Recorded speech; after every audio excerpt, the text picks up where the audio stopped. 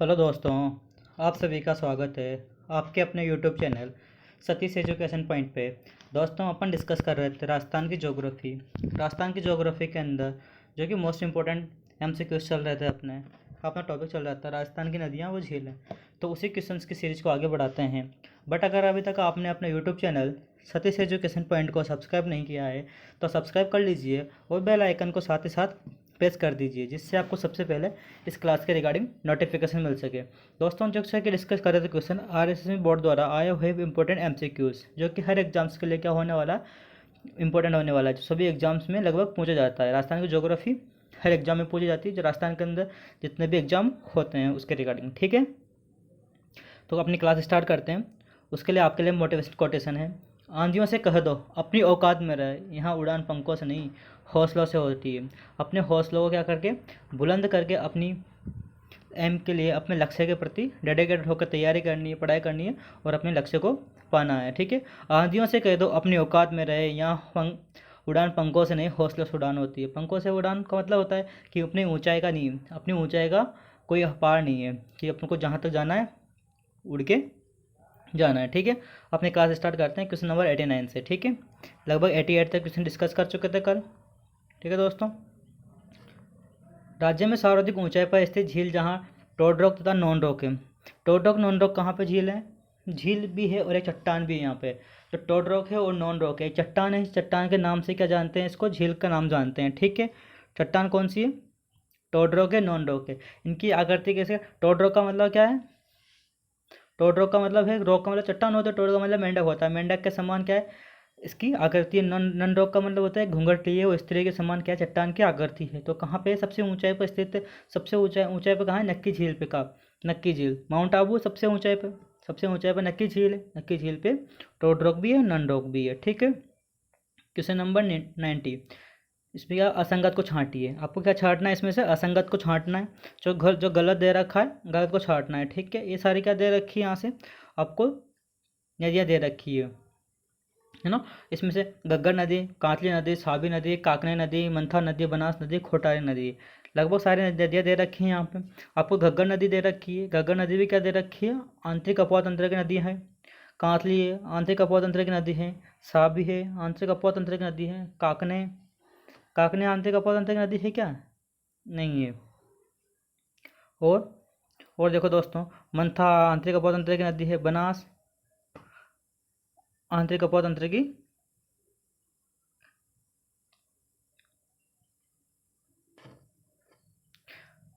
कोठारी भी आंतरिक अपोह तंत्र की नदी नहीं है। तो यहाँ से कितनी नदियाँ हैं?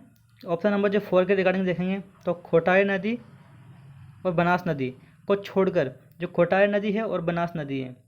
ठीक है, जो बनास नदी किस में मिलती है? चंबल नदी में जाके मिलती है और खोटारी नदी भी मिलती है। तो ठीक है, तो ये चंबल बनास नदी किस कहाँ? बंगाली खाड़ी में जाके गिरती है। तो ये आंतरिक अपोह तंत्र की नदी नहीं हुई। ठीक है, तो आंतरिक अपोह तंत्र की बाकी सारी नदियाँ दे रखी हैं और सब आंतरिक अपोह तंत्र की है। बनास और कोठारी कौन सी नदी है? ये बंगाल खाड़ी की प्रवाह की नदियाँ हैं। ठीक है, नेक्स्ट क्वेश्चन देखते हैं, क्वेश्चन नंबर 91। क्वेश्चन नंबर 91 क्या बोल रहा है? शेरगढ़ अभ्यारण्य में बहने वाली नदी है। अब शेरगढ़ अभ्यारण्य कहाँ है?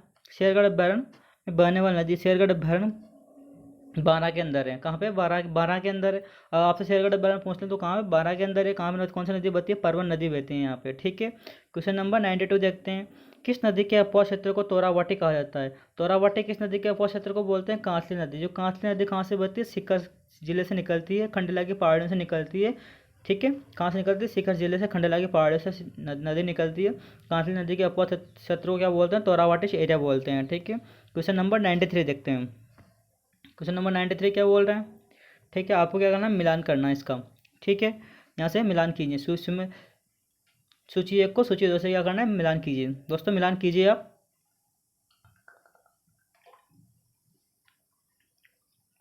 यहाँ देखते हैं भीलवाड़ा। भीलवाड़ा में कौन सी नदी बहती है? यहाँ से भीलवाड़ा से भीलवाड़ा बहती है बनास, बेडच, कोठारी, मेज, चंद्रभागा, खारी, है ना। भीलवाड़ा में कौन सी है? बनास। भीलवाड़ा में कौन सी है? 3 में चले जाए। बनास, बेडच, कोठारी, मेज, चंद्रभागा, खारी। अब चित्तौड़गढ़ में कौन सी नदी आएगी? बनास भी है, बेडच है, जाखम है, चंबल है, चंबल नदी चित्तौड़गढ़ से एंट्री करती है, गंभीरी है, बामणी है, गुजरी है। उदयपुर की बात करते हैं, उदयपुर में काली सिंध आएगी क्या? आप देख सकते हो काली सिंध किसके अंदर आ रही है, काली सिंध झालावाड़ के अंदर चली गई। और उदयपुर के अंदर जाखम, बेड़च, बेड़च कहाँ कौन सी नदी है, बेड़च कहाँ की है? उदयपुर की ही है। ठीक है, तो कौन सा हो जाएगा? 3 4 2 1, 3 4 2 1, 3 4 2 1 इसमें यहाँ पे देखते हैं अपन 3 4 2 1। ठीक है, 3 4 2 1। ठीक है, ऑप्शन नंबर 2 से हो जाएगा यहाँ से। ठीक है, नेक्स्ट क्वेश्चन देखते हैं, क्वेश्चन नंबर 94। क्वेश्चन नंबर 94 क्या बोल रहा है? आनाजी द्वारा, आनाजी क्या है? मारवाड़ के क्या कहते हैं? शासक थे। मारवाड़ कहते हैं, कहाँ कहते हैं? हाँ, मारवाड़ के नहीं, मेवाड़ कहते हैं। आनाजी कहाँ के शासक थे? मेवाड़ के शासक थे। आनाजी द्वारा निर्मित झील पर, जिस झील पर शाहजहाँ के बारादरी द्वारा सम्राट जहांगीर ने दौलत बाग का निर्माण कराया था। कहाँ पे कराया था? आना सागर पे। आनाजी ने कौन सी झील का निर्माण कराया था? आना सागर। आनाजी द्वारा निर्मित झील, ये पूछा गया आनाजी द्वारा निर्मित झील कौन सी? आना सागर झील है। कहाँ पे बनाया गया था? उदयपुर में बनाया गया था इसको। ठीक है, मेवाड़ के शासक थे आनाजी। ठीक है, काफ़ी। नेक्स्ट क्वेश्चन है 95। क्वेश्चन क्या बोल रहा है? बांडी नदी पर स्थित वह झील जिसका निर्माण, बांडी नदी पर निर्मित वह झील जिसका निर्माण 1891-92 में अकाल राहत कार्य के दौरान कराया गया था। अकाल राहत कार्य के दौरान कौन सी झील का निर्माण कराया गया था? बांडी नदी पर फोय सागर। कौन सी है? फोय सागर झील का निर्माण कराया गया था। ठीक है, फोय सागर झील का निर्माण कराया गया था अकाल राहत कार्य के दौरान। बूंदी में स्थित वह झील जिसका निर्माण राजा उम्मेद सिंह, किसने? राजा उम्मेद सिंह ने करवाया था। राजा उम्मेद सिंह ने कौन सी झील का निर्माण कराया था? नवलखा झील का निर्माण करवाया है। नवलखा झील कहाँ पे?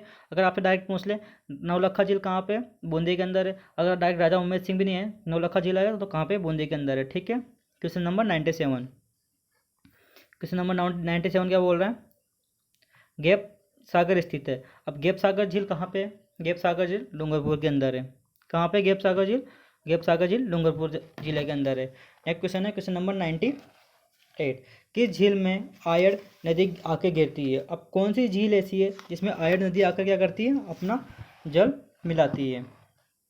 बताओ। उदयसागर झील। उदयसागर झील में कौन सी नदी आकर गिरती है? आयड़ नदी आकर क्या करती है? इसमें गिरती है उदयसागर झील के अंदर। आयड़ नदी कहाँ आती है? उदयसागर झील के अंदर, जो बेड़च के नाम से भी जाना जाती है। आयड़ नदी को बेड़च के नाम से जानते हैं, उदयसागर झील में आती है। ठीक है, क्वेश्चन नंबर 99। क्वेश्चन नंबर 99 देखते हैं। निम्न में ऐसा सुसम्मिलित नहीं है। अब 3 तो ऐसे दे रखे हैं जो सुम्मिलित है और एक क्या है? सुम्मिलित नहीं है। ठीक है, उसको पहचानना है यहाँ से। पन्नालाल सात तालाब, पन्नालाल सात तालाब खैतली झुंझुनू के अंदर है, बिल्कुल सही है। गढ़सीसर तालाब जैसलमेर में है, बिल्कुल सही है। बालसमंद कहाँ? जोधपुर के अंदर है, बिल्कुल सही है। नवल सागर या नवलखा, अभी पढ़ा था अपन ने। नवलखा तालाब कहाँ है? नवलखा सागर कहाँ है? बूंदी के अंदर है। कहाँ पे है? बूंदी के अंदर है। ठीक है, तो यहाँ से कोटा नहीं होगा, ये ऑप्शन क्या हो जाएगा? गलत हो जाएगा। तो ऑप्शन नंबर 4 क्या हो जाएगा? यहाँ से रॉन्ग हो जाएगा। रॉन्ग ही क्या ऑप्शन हो जाएगा? अपना सही आंसर हो जाएगा यहाँ से। ठीक है, क्वेश्चन नंबर 100 क्या बोल रहा है? राजस्थान की सबसे बड़ी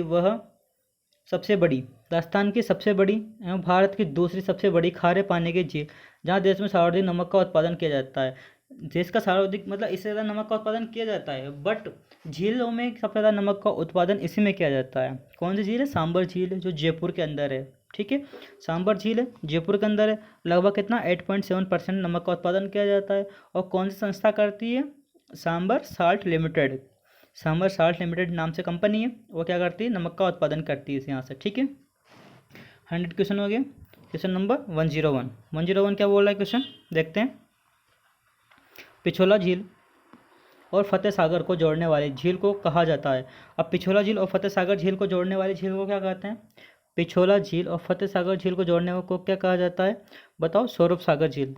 दोनों को जोड़ने के लिए कौन से? पिछोला झील और फतेह सागर झील को जोड़ने के लिए स्वरूप सागर झील है। ठीक है, नेक्स्ट क्वेश्चन है, क्वेश्चन नंबर 102। राजस्थान की कौन सी झील को प्राप्त नीलहरित शैवाल में N2 युक्त खाद प्राप्त होती है? अब N2 युक्त खाद कौन सी प्राप्त होती है? कौन सी झील से? मोती झील से प्राप्त होती है। मोती झील कहाँ है? भरतपुर में। मोती झील कहाँ है? भरतपुर में। भरतपुर में स्थित इस झील का निर्माण रूपारेल नदी के जल को रोककर किया गया था। रूपारेल नदी के रोककर क्या किया गया था? इसका निर्माण किया गया था। रूपारेल नदी कहाँ? भरतपुर के अंदर है। ठीक है, आपको याद रखना है कौन सी झील नीलहरित शैवाल के लिए प्राप्त नीलहरित शैवाल में N2 युक्त खाद मिलती है। ठीक है, क्वेश्चन नंबर 103 क्या है? महाराणा प्रताप राज सिंह द्वारा, सो जूम कर लेते हैं,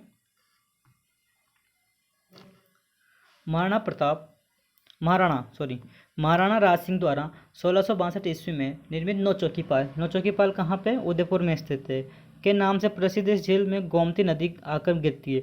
इस नौचौकीपाल में स्थित एक झील है, वहाँ पे कौन सी नदी आकर गिरती है, गोमती नदी आकर गिरती है। इस झील के किनारे मेवाड़ का इतिहास संस्कृत भाषा में लिखा गया है।